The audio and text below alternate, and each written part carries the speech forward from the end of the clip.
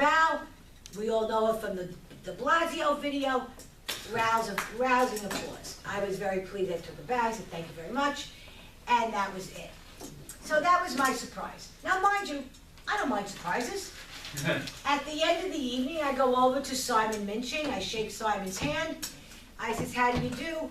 He says, it's a pleasure to meet you, Mrs. Paladino. I says, it's a pleasure to meet you as well. I said, but please don't call me Mrs. Paladino. That's my mother-in-law. I said, call me Vickie. He says, oh no, I can't do that. I said, why not? He says, because it's disrespectful. I says, okay, thank you. I says, your parents raised you well. I said, but please understand, this is a Vickie, and this is Vickie Paladino. It's not Mrs. Paladino, but you do whatever you like. So going forward, I tried with every ounce of my being, because this is a doe-eyed, brown-eyed boy. I am a mother of 2 sons, of a 42-year-old and a 32-year-old. It's very difficult when you look at a young man and want to go after him. It's hard, because in the beginning, you're not looking at this guy as your opponent. You're looking at this young man as could be a relative, you know, could be a, and that's the way my heart works. I'm really sorry, but you know, I came into this thing with the purest of reasons, and that was to be that the Senate was at stake. We only hold the majority by 1 seat. And we need to save the Senate in order to save the state. And that was my motto the whole time I ran. So I shook Simon's hand and I said, Simon, listen to me. We're going to have a primary. I wish you luck. I hope you wish me luck. Let's keep it clean. Let's keep it issue-based. Let the people speak, and they shall speak, and let the best person win. That's it. You know, it's America. Yeah. That's it. So, okay. Well, Eric comes over, and Eric gives me one of these. And I was like, I don't even know who you are. I don't know who you are. Eric Ulrich. Yes. Yeah. I don't, you know, I still can't say his last name. And it's maybe God's way of saying it's better, because I cannot pronounce the guy's name. So, anyway, the beat goes on. I speak at Queens Village, and I do my Vickie, everybody, it was crazy because it was perfect sense. What was coming, what happened in November, what was coming if we make the same mistake in November of 2020, this is what we're going to have. We're going to lose our voice. It's imperative that we get our message out there strong. Well, the kid could not deliver that message as strongly as I did. That's okay. It's perfectly fine. You'll get it. And I used to tell him that. Don't get shaken up. You're going to get it. So anyway, as we move forward, we go into the vetting process. Okay, we go to the vetting. But I'm getting phone calls now that the fix is in for Simon, the fix is in for Simon. Guys, how could that be? They don't even know me. How is this even possible? So, when I go for my vetting, for the Republican vetting, which Joanne Ariola will stand on to this day, and I challenge her to this day to say to me that there were less than three district leaders showed up for what she said she got a fair vetting. I did not get a fair vetting when 3 people show up. But I had gotten a phone call 3 days prior telling me this was exactly what was going to happen. Who were the 3? The 3 was Joan Vogt, some person I never met, and another woman I had never They were met. district leaders? They're district leaders. And John Watch, front row and center. What's John Watch do? He runs a club in Whitestone. So anyway, so I did my Vickie thing, I did, you know, and I think I could be the winning candidate. I hope I get your support. I will wear the Republican badge like a badge of honor. In closing, I'd like to say this. Now, mind you, I did not know Robert did not clue me in on all the backstabbing garbage. I don't care what happened 10 years ago, it was unimportant. Focus on the prize. We must win the Senate seat. So, with that, I said, all I ask for is unity in the party. I want unity in the party. And there's something very wrong here, because we haven't won an election in Queens in 10 years. The only elected official we have in Queens is Eric out of Howard Beach. We need to win. I think I'm your candidate. Well, that turned into a brouhaha.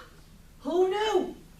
John gets up, starts carrying on that I owe the Queens County chairwoman an apology. Joanne is sitting on a table. She slides off the card table. She comes within 5 inches of my face. And I says, what's the matter? What I say that was wrong? You disrespected Joanne. I says, I didn't disrespect anybody. I just called for unity. I think you kind of, this is like really like, whoa. And I said, Joe, I didn't mean to, now mind you, I only met her once at the Lincoln dinner. This is my second time meeting this woman. And I called her Joe. My sister Joanne's name is Joanne. So I called her Joe. I said, Joe, I said, if I did anything disrespectful, I apologize. I said, but all I'm asking for is unity here, that's it. No. You think that and she went off on me like nobody's business. And then I said, look, get out of my face. I said, don't you dare come up to me the way you're coming up to me and think I'm gonna buy this from you, because I won't. You're messing with the wrong one. Yeah. I won't do it. Don't slide off of a card table because I said something you didn't like, which was calling for unity. And then John gets up, who I know from 10 years ago from the Halloran campaign. He gets up and he starts to give me his line of guff. I says, look, you know what? I'm not taking anything from any of you. This was right. I was set up today. This was a total setup. But you know what? I did my duty. I did the right thing. I came anyway. For some godforsaken reason, I thought maybe somebody would have an epiphany and do the right thing. How wrong was I? I said, you're puppet. You're puppet. And you're puppet master. Now I let it go. And I walked out of that place in a huff. That kid was leaning up against the wall, 1 foot up, like against the wall, and his arms across, and I said to Simon, well, I just delivered them to you on a silver platter. They were all yours, but you knew that. I says, the fix was in for you from the start. I said, I wish you the best of luck, Simon. You'll get the nod. I will not. I says, the only thing I ask you to do is be careful, because he put in a lot of his own money. Being a mom, I said, you know, take your money out, put it somewhere else. I said, and, you know, let your followers help you out as best they can. And get your message out there, kiddo. But I wish you the best of luck. My son Thomas shook his hand. I shook his hand. Out we went. But prior to that, Bart Haggerty comes out of Old Glory. The building they meet in is called Old Glory. And he starts flaring his hands. Get away from her. Get away from her. It was like, what, are you kidding me, Bart? I said, get away from her. What is she doing? I said, you know what? They're nuts. Yeah. I said, they're all yours. You can have them. They're yours. Goodbye. And that's when it all started. They kicked me into high gear, and I knew I was fighting my own party. And that's right. So the Conservative Party was not much fairer. It was slightly more fair. And we shook hands, Simon and I, and we said that whoever wins the primary, the other will support, and so not to split the ballot. I wish the presidential campaign had gone the same way. Okay, Yeah. not to split the ballot. So I'm watching time fly and working very diligently, getting my voice out there. My son did a fabulous job. If any of you follow me on Facebook, you know exactly what it is I'm talking about. It was phenomenal. There was times, there were weeks where my reach was as much as 40 to 60,000 people. I had people, because of the de Blasio thing, reach out to me from all over the country. So when I say I've got people in California, I've got people in Maine, I've got people in Oregon, I've got people in Virginia, I've got people in Florida, I got people in Ohio, Texas, I'm not lying, they're everywhere, as well as upstate New York. And the upstate New Yorkers, my heart bled for these people, made me want to fight that much harder, not just for our city, but for our state, because I'm talking to people on the telephone like I just spoke to you yesterday. And that's what people liked. I was a touchable person. They could touch me, they could feel me, they could call me, and I answered. Okay? So as it was going on, the petitioning session begins. Now, we all knew what their goal was. Their goal was to make sure that I would not make it past the petitioning process. And what I did was I went online and I asked to do a weekend of volunteers. If you would come to my home, everything was out of my house. And come to my house, I was looking for volunteers. People traveled 2 hours to get to me. So we went out, they did their petitioning. They were so village, they went after every day, people from all over. And it was amazing. So when I had my petitioning drive was done, and we made it, we made it. We had like close to 3,000 signatures, all you needed was 1,000. Yeah. And I said, I knew I had to double what I was getting. I knew I had to do better than whatever, because they were gonna knock me out. She was just looking for the opportunity. They were looking for the opportunity. Competition does not work well in the Queens GOP. They really don't do well with that. So, and you know what? If people would have been human, and people would have spoken in the right way, we all maybe could have gotten along. But they came at me right from the start. So what they did was, they tried the anti-Semite. I'm an anti-Semite, you know. I'm a neo-Nazi. Yeah. And all this stuff is going on with Trump. So I'm listening, and, you know, they say bad press is, any kind of press you get is good press. But you know what? It's hurtful. And you got to grow a thicker skin, which now I have. And I was learning, everything I was learning. What happened was, when I won the primary, which is what we knew was going to happen. There was no way it was going to go any other way but my way. And they had, prior to the primary, they had people out on Facebook. They put my husband's business tax returns on Facebook. Wow. Security number 2? Not a surprise. Not a surprise. I don't know if they blocked that, but they didn't just do it once. They did it like 3 or 4 times. Then they had people going out on Facebook into the Hey Whitestone section, like my turf, if you want to call it, okay, for lack of a better word. And they did everything they could to disparage me and my family. And excuse me, I'm very clear, this is the Queens GOP? Queens GOP.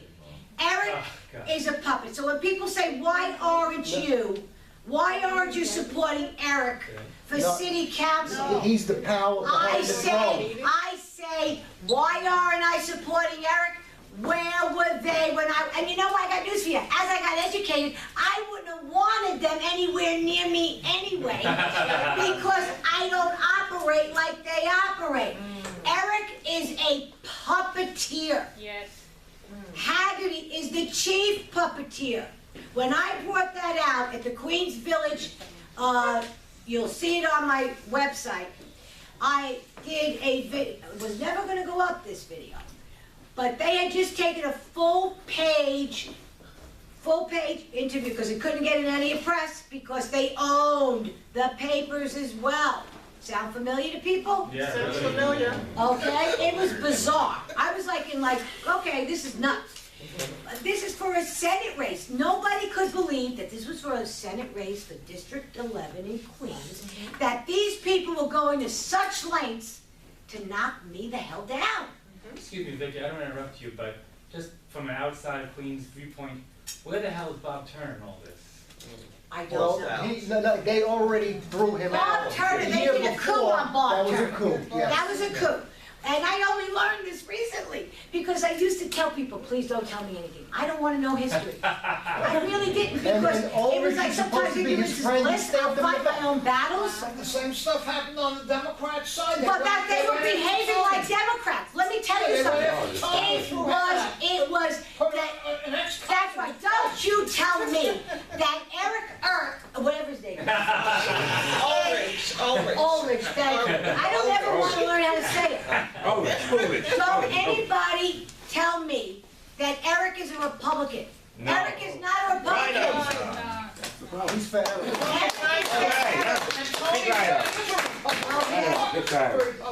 So now, yes, Tony, because Tony Vella, as citizen Vickie, was my city councilman for 8 years, and he was my state senator for 8 years. Okay, so I know Tony as a man, as a citizen. Okay. So, getting beat up left and right, left and right, left and right. Literally. Literally beaten up. I mean, I was bruised. And I didn't care. They knew they couldn't knock me down. So what happened was at the Queens Village meeting, which was exactly the week before the primary, I decided, because they took out this entire, they did this interview, full page in the Chronicle, that I was at a Meet the Candidates night with Simon, John Lou, and myself. I didn't know about this article. And I'm watching my son go back and forth, Robin Hornak going back and forth, Minching's guy going back and forth. I'm supposed to be answering questions here, and my eyeballs are in the back of the room. And I'm saying, what in the hell's going on? As soon as we were done, we gotta get in the car, we gotta get to Queens Village. Joe Kincannon had a little word with Areola about him having a Paladino lawn sign. People were told they could not petition for Paladino. Let Paladino fend for herself. Okay? They weren't allowed to do anything. If anybody had a lawn sign, they were crucified. By whom? Eric and the party. Wow. It was bad. It was insane. They got it. No, it was beyond what I could. So, the more, now, I get in the car, phones are going off, and I'm saying, what the hell's going on, everybody? And then they tell me about the Chronicle ad. And then they tell me what's going on. You gotta get here, you gotta get here. I said, okay, I get there. Take a deep breath, try to maintain my composure. And I get up there and watch the video. That has since been, it was edited. I never wanted this video to go up ever. That was not the reason why I said what I said. And I took them down memory lane on how they tried to knock me out. Now, the primary was the following week. But I ended with Harry. I ended with, you know, being Billy and the Beast, blah, blah, blah, blah, blah. And then I went, because she was sitting right in front of me, Areola. And I said, okay, look, you know what? And then I said something about, and let's not remember who is the executive of the Queens County Republican Club. It's the convicted felon, John Haggerty. That was the video at the Queens Village. 42,000 views. 42,000 views. And the only reason why that video went up, because Bart went nuts. He attacked my son's camera. And Joanne Areola gets on the phone, she calls the cops. She called the cops. She tried to charge me with inciting a riot. And she tried to charge Bob Hornak with assault against Bart when all Robert did was try to knock his hand down because he was going for my son's face and the camera. That's crazy. So what we did was, this video never would have came out. They went to, because the police came. Yeah, I know. It was all squashed. Bart left, he was asked to leave. I mean, he was escorted out. Yeah. And I couldn't believe what was going on. And the cop said to Bart, do you want to press charges? Bart says, no, I just want to leave. Well, the next day, on northeastern Queens in Queens County, which they blocked me from, by the way, freedom of speech, that stopped immediately.